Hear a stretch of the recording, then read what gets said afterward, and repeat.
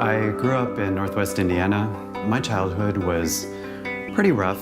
I knew I was different at a very young age, probably about 6. I think 12 was when I really understood and knew what it meant to be a gay person. I was teased a lot, bullied. That experience helped shape me at a young age and develop a thick skin, but also I developed intolerance to the world.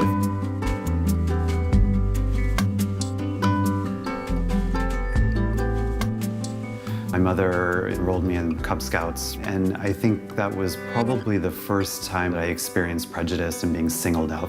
That negative treatment came from other boys in the group and also from the Cub Scout master.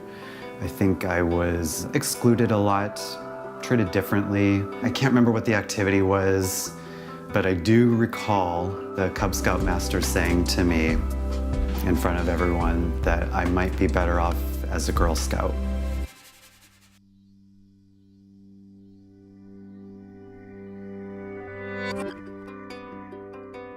So I worked for MAC Cosmetics for about 9 years.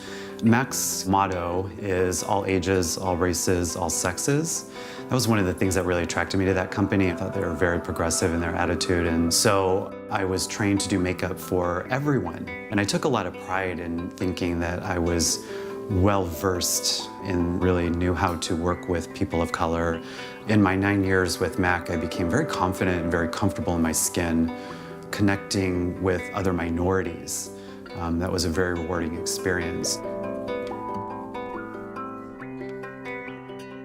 So a handful of years ago, I was in an online group through Facebook, having a conversation about a pop singer. Someone in the group lashed out at me, and I was not okay with what was said because I didn't understand it. Essentially, what she said was, "It's okay for you to say that because you're a white man and your white privilege affords you that opportunity." That was the first time that someone singled me out for being white versus gay.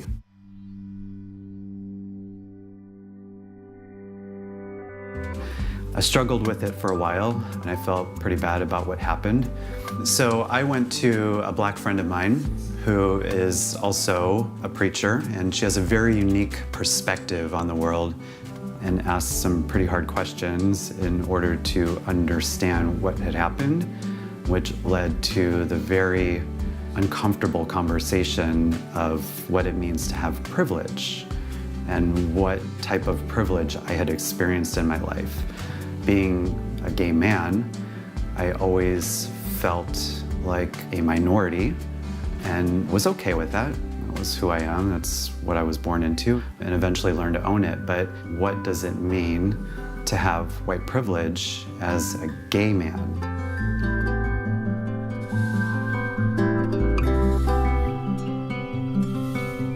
My friend said to me, in essence, doesn't matter what your experience was as a child, you are still afforded opportunities as a white person that non-white people are not afforded. It really hit home, and it was very unsettling for me, and I really struggled. I was raised to treat everyone as equal, so I really struggled with owning my white privilege. I thought about it for a while and did some more reading and educated myself on the subject, and it became very obvious to me. I led a good life, and a lot of that has to do with being white, going to whatever school I wanted to go to, getting a job at the age of 16, graduating high school. You know, the high school I went to was very segregated. There was a lot of racial tension. The way some of the black kids were treated in my school versus the way the white kids were treated in that school was very different. I had a Hispanic friend that lived in the neighborhood. I saw the way he was treated by other kids in the neighborhood. So looking back into my childhood, I saw people experience prejudice, but didn't fully understand those experiences, didn't relate to them until my privilege was called out. I think it was a chance for me to take those experiences and really reflect on them, and much in that same way as being treated differently as a gay man, but for something more obvious and visible. Just like in the Boy Scouts, when I was singled out, I think the other kids in the room laughing about that remark and thinking it was a joke because it didn't affect them. They weren't gay. I think there is a big difference between witnessing it and experiencing it. I'm thankful that I was able to translate other people's experience through my experience and really understand what it means to have privilege or to be treated preferentially versus with prejudice. And not everyone will experience that in their life. You may see, but until you experience it, I think it's hard for many people to fully grasp.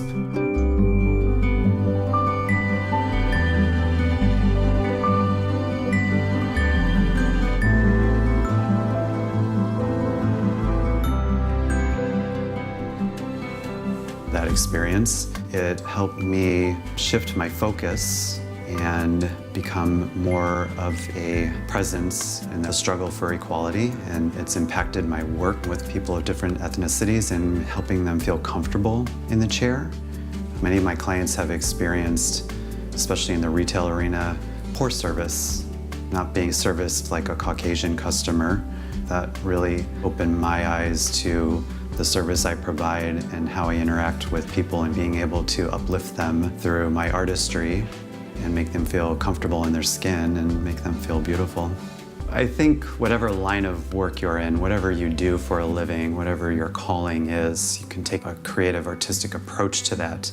Regardless of what you do, there's an opportunity for everyone to create positive change and create social justice.